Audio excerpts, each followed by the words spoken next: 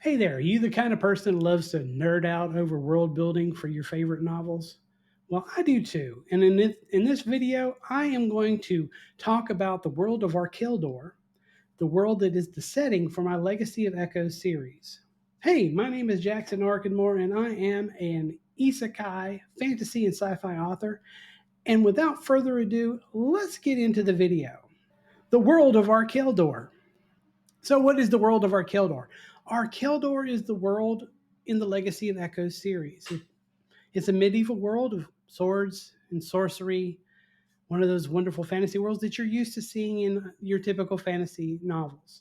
In my world, there are four primary races: there's your elves, your beastkin, your humans, and your demons.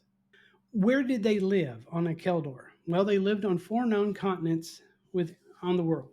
The first one being Solavast, which was the human-ruled continent. Fongar was the beastkin continent. Abysseria was the demon continent, and then Verdantel was the elven continent. So what happened? Well, the Great Cataclysm happened. Basically, around 1,000 years ago, a cataclysm occurred in which the entire world was covered in a corruptive mist. And a small contingent of each one of the races were able to get together and escape using floating islands to escape above the mist, and they were able to survive without being corrupted. Each of the races claimed the setting of the islands and created their kingdoms. And it was also around that time that the Crystal Order was established, which was the primary religion, and they all worshiped the goddess Amelia.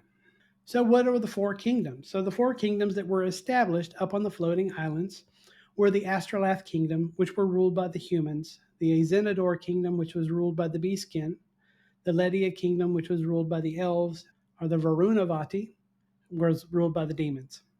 Not shortly after that, around 500 years, there was what we considered as the expansion wars. Essentially, humans began to overpopulate their islands and needed to expand out, and the only way to do that with the limited resources of land was to opportunities to steal land from the other races.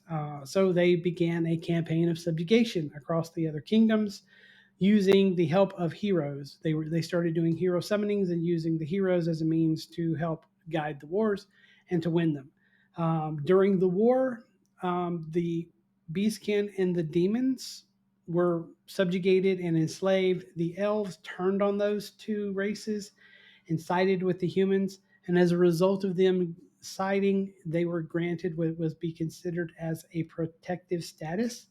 So essentially, they weren't enslaved, but they are considered as a protected species, so to speak. They don't have the same rights as the humans do, but they are at least not wearing slave collars, not outwardly at least. Now, all the kingdoms are ruled by humans. And then we have the Corrupted Legion. So the Corrupted Legion is a horde of beasts that were fully corrupted by the mists down on the lands below. And they're able to find their way up onto the islands, and they attack.